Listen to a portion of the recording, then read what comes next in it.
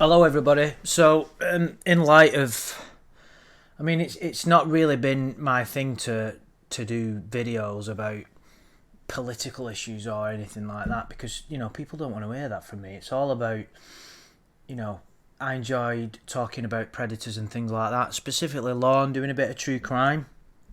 I remember when I first started doing videos, and I think I did the Dustin video, the interview, and the amount of comments I had were really surprising. Like it was, I thought, oh, you're really good at this. I was like, oh, fucking hell.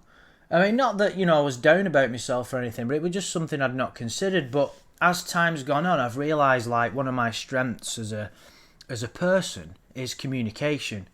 I think I'm quite good at sort of conveying, um, you know, situations, thoughts, feelings, things like that.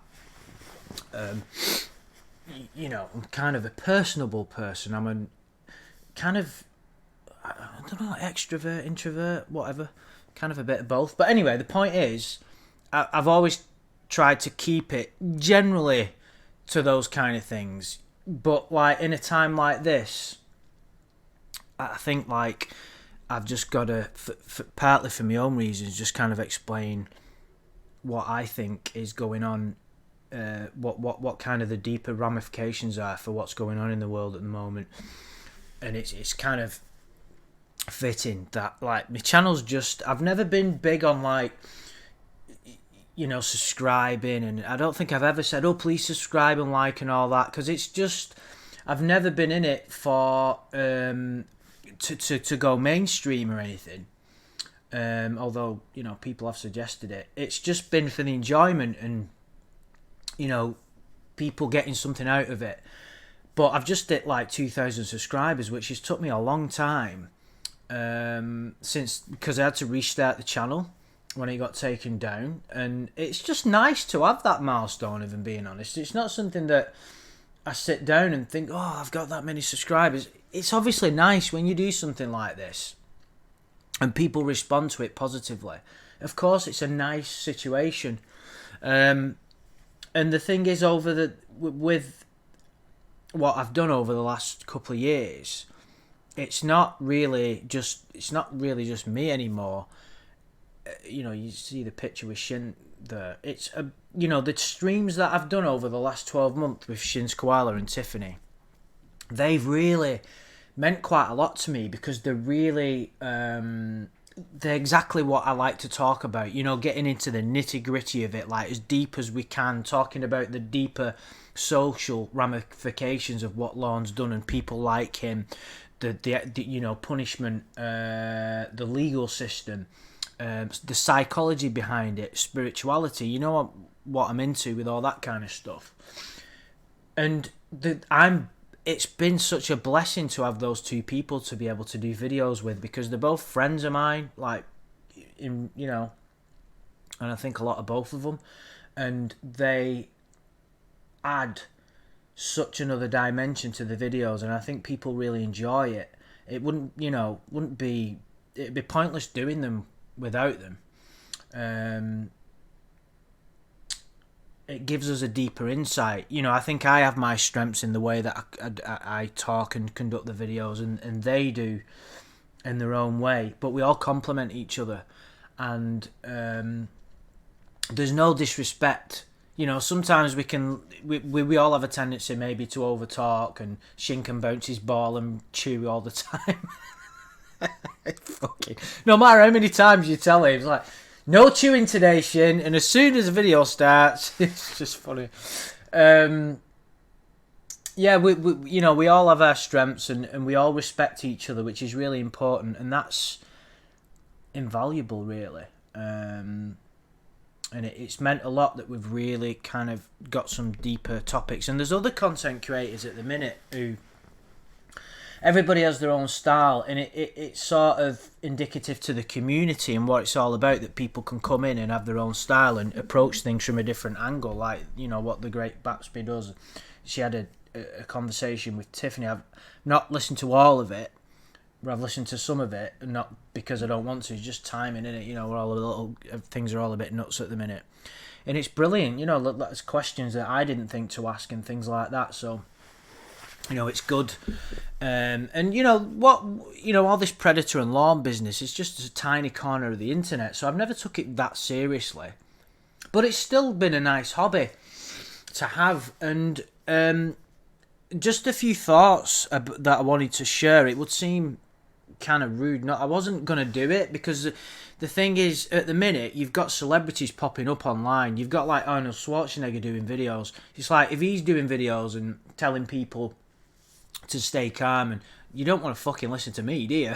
Do you know what I mean? So, but I thought I'd do it partly for my own, you know, benefit and anybody that gets something out of it. But what I've noticed in the last few days is a unity within the world. I can feel it.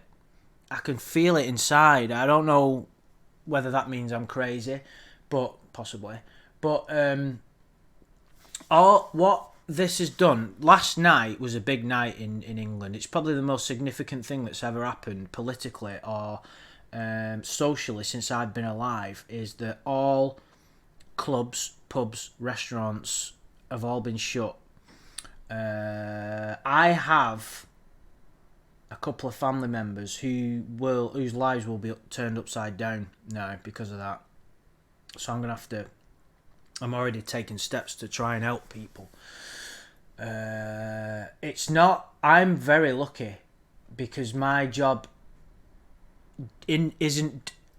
my income isn't going to be affected directly, but I have some friends who have small businesses and things like that. So they're in for challenging times, as millions, maybe even billions of people are across the world. It's a fucking very surreal, strange time at the minute. It's like you wake up and it's like you're in a movie. And what I've noticed is all the petty differences, and I've noticed it in myself, and I must admit it's a bit of a failing in hypocrisy on my part. When I rattle on about spirituality and things like that and meditation, of course I do practice those. I'm not anywhere near where I should be. I'm not trying to say I'm some kind of fucking person who's superior because I do all that. That's just fucking ridiculous. And I know there's a tendency for people to jump on it. Well, that's fine, I get it.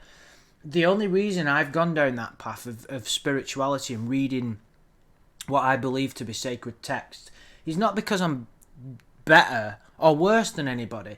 It's just that I fucked up in life more than most people at certain points. And if I hadn't have gone down that path, I would have been dead. It's as simple as that. So I had to do that. It found me in a way that life has a way of giving you what you need when you need it. And it's very difficult to comprehend that.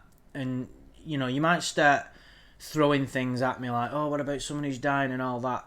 We can never figure out what the total picture is. We look at it through a very, very small lens. Some people, it's destiny and fate is difficult for us to grasp, but it's an inevitable part of corporeal existence that people will pass away and some people won't. We don't know. When we try and figure out what's going on in life, and we look at it like, how can a God do this and things like that. If you look at it in an overall cosmic universal scale, right, what we see through our eyes is a tiny fucking piece of a huge puzzle.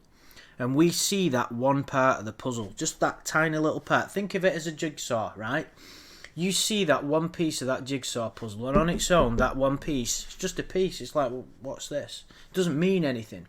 It only means something when it's put together, and then you see the whole jigsaw, and you're like, right, okay. That's what it's like.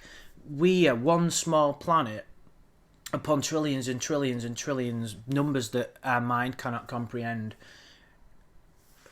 So, but there is one thing that I know for certainty, and I know that I understand. I had a conversation with someone the other day about this, and they didn't believe me, and that's fine. It doesn't really matter. It's not my job to convince anybody. I know certain things through experiences of psychedelic experiences, deep meditation, contemplation, things like that. And I understand why people would say you was hallucinating or whatever and you're full of shit. It doesn't really matter what somebody else thinks, and I don't mean that I don't care. It's just that I don't need anybody to validate what I already know. It's a realization, is that all is well. No one ever dies. I know that without, like I said, if you want to like put in the comments and say, I disagree, that's fine. It doesn't really matter. But I know that the spirit, the true essence of what you are, can never be destroyed. It's impossible. It's just an impossibility. How could... it's when you really contemplate it and you do the work that I've done, you come to realise it as an absolute truth. And like I said, the reason I'm trying to put it into context is because it might sound like I'm being arrogant, like I know or I've got a deeper intelligence or understanding than what some other people have. That's just not... I'm no better or worse than anybody listening to this now. It's just the path that I've gone on because, like I said, I've fucked up more than what most people have. It's just... I've gone as low as you can fucking go. It's fucking scary, really. It's the only reason. But what I was trying to say is that you can... When I said that life gives you what you need, I don't mean that life will give you a fucking Rolls Royce or win you the lottery. Because ultimately, those things, this is what people... I was like... I bought a Euro lottery ticket about a few months ago. I don't buy lottery tickets very often, but the jackpot was like 200 million. I was like, fucking think what I could do with that money. I had all these plans of like setting up all these foundations and trusts to try and, help as many people as possible. And I was like, I could fucking do some real good with that. So I was like, bought a ticket. And there was a guy in front of me who bought 15 lucky dips. And I just remember laughing, thinking, he's not got a fucking clue, that lad, has he? If it's not you, you're either going to win the lottery or you're not. 15 fucking tickets isn't going to make much difference. And he might have had the same idea that I did to fucking help as many people as possible. I would suggest probably not, without sounding like a know-it-all. But what are you going to do with that money? It doesn't really matter. So what? A fucking gold Rolls Royce? It reminds me of that Simpsons where... Can't do a video like this without mentioning the Simpsons. Where that guy, the real Chester J. Lamp, I can't remember his name, where like he was the original creator of Itchy and Scratchy, so Itchy and Scratchy cartoon makers had to give him a huge payoff, and he says, as long as I've got my rocket car and gold-plated house, I'll be fine. And he just sat there on the fucking front of his garden at this gold-plated house, like, and he's still offering to shine people's shoes as they walk past. He's like rocket cars in the driveway. It's just humorous because it's true. It's like, what are you going to fucking do with that money? Do you know what I mean? You're still going to be the same person. There's nothing real fundamental is going to change. Yeah, and the reason I wanted to get on my soapbox is because I feel a unity. People's petty differences are fading away worldwide. It's like we're all part of the same organism. And it's like I mentioned it in the video I did with Dan, so I don't want to repeat myself, but it's people know that if the world was to be threatened by an alien force, that we would unite. And it's, it says that in Independence Day in a very fucking cheesy way, and it's true. We're not being threatened by an alien force per se, like fucking alien beings, but now we're being threatened by a fucking killer virus, which we there's a lot of fear and uncertainty, but that fear and uncertainty is bringing us together because we realise we're all in it together. If the world could cut its fucking military budget worldwide, the economic crisis would be fucking over. But it'd just be amazing if all the countries of the world could just say, you know what, fuck this. Let's just all fucking sign a fucking... I mean, it won't happen. Let's just all fuck off our military. We don't need it. We don't need to fight wars with people anymore. We're trying to survive as a fucking race. And that money, those people that were employed by the military. You could go into local security, law enforcement, things like that. There'd be roles, you know, and we can't, you know, respect to those people, but you can't keep military in operation just for the sake of giving people jobs. You can't fucking, do you understand what I mean? Well, that's just, you know, I don't have all the answers at all. I'm not pretending, you know, this is just to kind of give my take on it. And it's good, it's healthy for me as a person to fucking speak out like this, because I've got a very small forum of people that enjoy listening to me and my friends, you know. So it'd be, but I can feel a unity. And there's going to be some challenging times ahead. It's fucking a bit crazy, I must admit. I can feel myself being more tolerant of other people, because I always struggle with that. I haven't got a lot of patience for rude people and ignorance. Very little. I'm quite ruthless in my work as well with regard to ignorant and rude people. I should be more tolerant. I know that's one of my failings, but I really struggle with closed-minded arrogance. People like Lorne, really, you know. But I don't hate him. I'd like to think I don't hate anybody. I hate fucking Ryan Johnson, the guy that did episode 8. I can't get past that. I just can't. You fucking arsehole. He fucking ruined Star Wars, that twat. Anyway. Yeah, but there's some challenging times ahead. A lot of people are scared. You know, my father is what you could consider vulnerable. He's the prime target of someone who would be affected by this virus. I hope the fucking sound's okay. I've been too far away from the mic. Shit. You'll have to just turn it up if it's not. Sorry. Yeah. Right. Yeah. So you know, there's challenging times for me ahead. I work within the public sector, so it's going to be very difficult for us. I don't know. It's a shame because my career was starting to go all right, and I was doing well, and this has fucked it all up. And it's not fucked it all up, but it's put a lot of uncertainty with regard to it. You know, I was selling my house as well.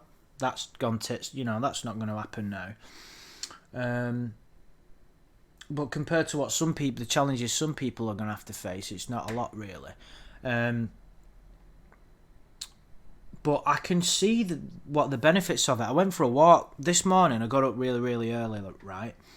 And went for a run. Did about, I don't know, 8 miles or something like that, to the point of exhaustion.